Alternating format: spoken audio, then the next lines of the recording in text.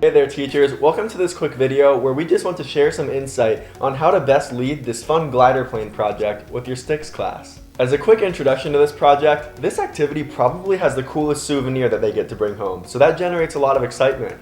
But they're also pretty fragile. They'll break if they get stepped on, so during the videos, please encourage the kids to watch closely so they don't miss a step. And if the kids do pay attention and work diligently, these planes will fly really far. It's pretty surprising. We like to think this activity lasts 2 or 3 hours, but it can be extended a little bit or compressed. If you can get it done in one day, all the power to you. But stay tuned for some tips on if you're running late or running early. As far as the videos that we put together go, we strongly recommend that you go ahead and watch those beforehand to familiarize yourself with the project.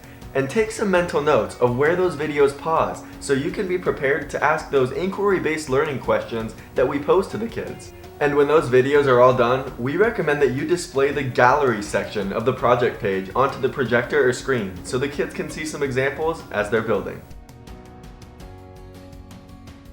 Here's a few tips that help things run smoothly and let the kids have an unforgettable experience. Starting with, you see these little squares of balsa wood that we put in there? If you watch the videos, you'll notice that we perform a task where we cut into the balsa wood and almost halfway snap it. The purpose of those squares is to practice on beforehand. We only have a certain amount of pieces of balsa wood that they can try on, so have the kids practice with those so they feel comfortable before snapping their real pieces. Pay attention to the alignment of the plane. This is the front and this is the direction and orientation that the wings face. The tail also gets pointed towards the front, and then the rudder has the slanted part pointed towards the top. Oftentimes kids will glue the tail on backwards or the wings on backwards. Do your best to try to make sure everything is nice and aligned and in the correct orientation. Here's a cool tip you might not know about with the hot glue gun. If it's heated up, you can take the tip of it and touch it to some previously glued hot glue. What it does is it melts it. If a student does glue something in the wrong orientation, you can try to melt down some of the glue along the sides and then take it off and reposition it.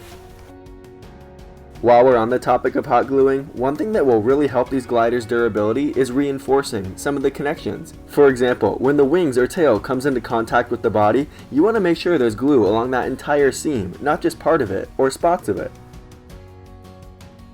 Some students will work a little bit faster than others. We recommend not letting them test it in class before we go outside. Instead, instruct them to help the students who are a little bit behind.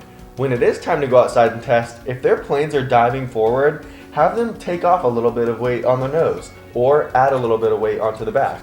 If they're going up like this and stalling, have them add a little bit of weight to the nose or take a little bit off the back.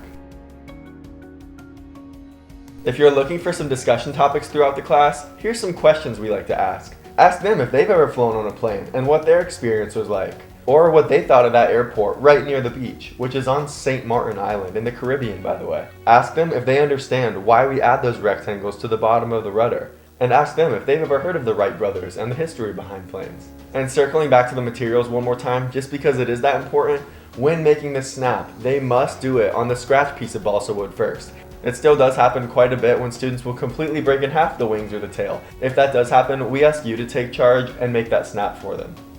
If the project happens to be running a little early and you need some ideas for how to fill in the time, no worries. Here's some tips. And the same thing goes for if you're running late. Here's some ideas for how to speed up the process but still stay on task.